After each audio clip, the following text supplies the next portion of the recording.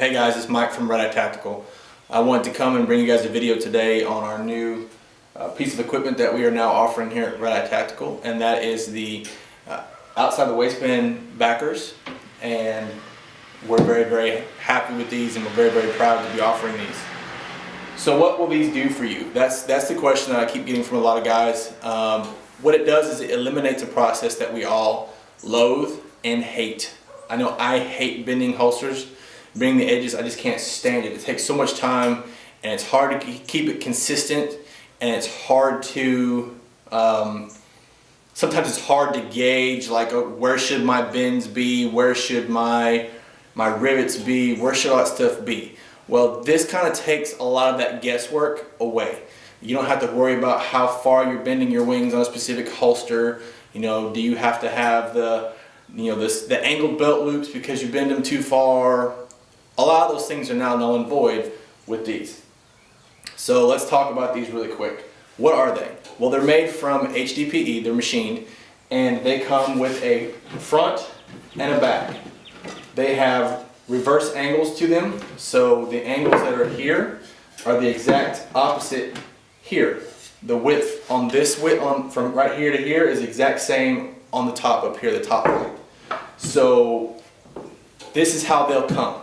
Some guys saw the video of ours in use and thought that it came with the molds already attached.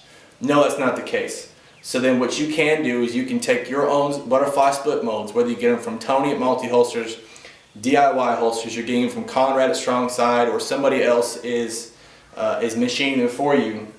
You can take them and mount them to your backers. That's exactly how they work.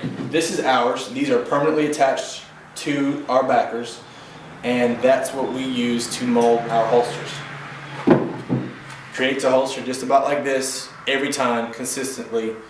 Your edges are going to match up, and it's really clean. You get really clean bends, and it does this every time, which is really important to me, especially when you're a smaller shop or you're working a day job, and you can really spend an hour and a half bending edges on a set of outside the waistband holsters you're doing for a store, or you've got for some customers, and this takes that all away. You don't have to do that anymore. So let's talk about how they work.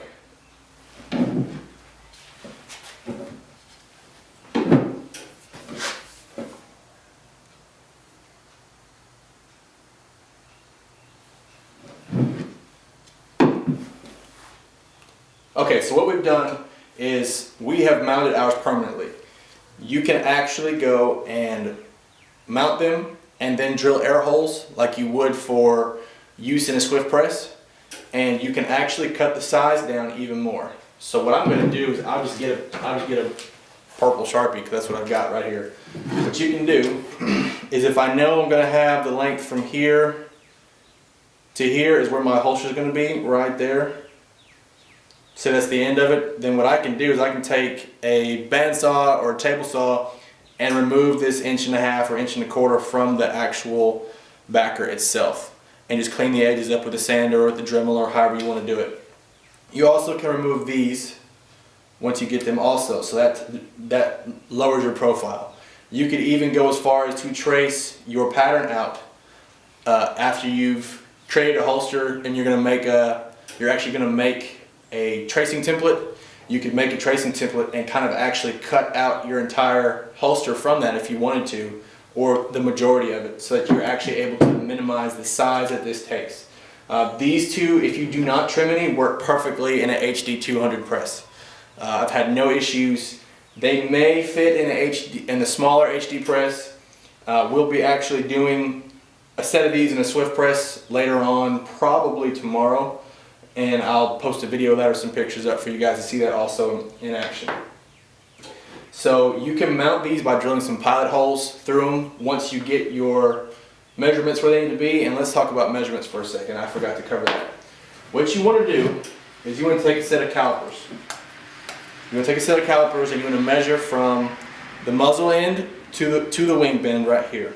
So what is that space going to be? Well, whatever you have. So if you're going to set your angle for 15 degrees, or for whatever you're going to use it for, Straight can't even, same process is exactly the same. So then what you can do is you measure from the end of the muzzle all the way to the wing bend. You measure from the top of the slide all the way to the wing bend. Whatever those measurements are, you can write them down. Then you want to take your back piece and you want to go ahead and measure from the bottom of the muzzle and the top of the slide to the wing bend, and those two measurements need to match up perfectly with your front piece. Once you have those perfectly, tape them down, use some clamps, drill them if you want to, and go ahead and just screw them to it. That way they're permanently attached and you don't have to worry about matching up your angles every single time that you want to use this specific holster for consistency purposes, or this mullet for consistency purposes. So what we have all of our popular models that we sell a lot of: Glock 19, 17, M&P, and the HK VP9, Shields, and Glock 43. All of those are set up on these jigs. So I never have to worry about retaping a mold or being sure that they're in the right place or finding the other half of the split mold, whatever. We all know how that goes sometimes. You never have to worry about it. So you can just permanently attach it and basically forget it. Build some tracing templates and you can cut your time in half on making outside the waistbands. I know a lot of guys don't make outside the waistbands because there can be some guesswork involved in it from time to time, trying to figure out how it's going to work, trying to figure out how you bend your stuff, trying to get your rivets set right, whatever it is, retention points, whatever. But I think these can actually help a lot of those issues in the market. So let's talk about cost for a second. The cost for a set of these backers: you'll get a front and back backer, just like this. You get that in the mail, and the cost is $75. And I think that's pretty reasonable to be able to get this level of consistency. So, and they're fairly inexpensive. So if you bought one and you wanted to then offer a new gun that you can get a split mold for, then go ahead and just buy another set, and you're good to go. You're taking away steps. And in this business, especially if you're a small business, time really is money. If you're able to decrease your time spent, you're able to get in bed earlier at night, you're able to spend more time with the kids and more time with the family. And in the end, that's all what we want, is time and freedom. And that it kind of helps along in that process. So we have some plans to offer more in the near future. We have already a design for a wider version so that we can offer these for light bearing setups also, for like Glock 17 with TLR1 or X300 Ultra or whatever the variation would be. You also will have one of those for these soon. After these kind of get in circulation and we see how they're going, we're going to make some tweaks and changes and hopefully come out with a new set. We'd also like to come out with a set for mag pouches also. So we'll see how things go, but that's the plan hopefully in the near future. So if anybody has any questions, please feel free to contact me. My email is mike@redeyetacticalgear.com, or you can leave a comment in the messages, or leave a comment in the comments of the video. So with that, we appreciate you guys viewing it, and I hope you guys take the opportunity to try out one of our backers and let us know what you think.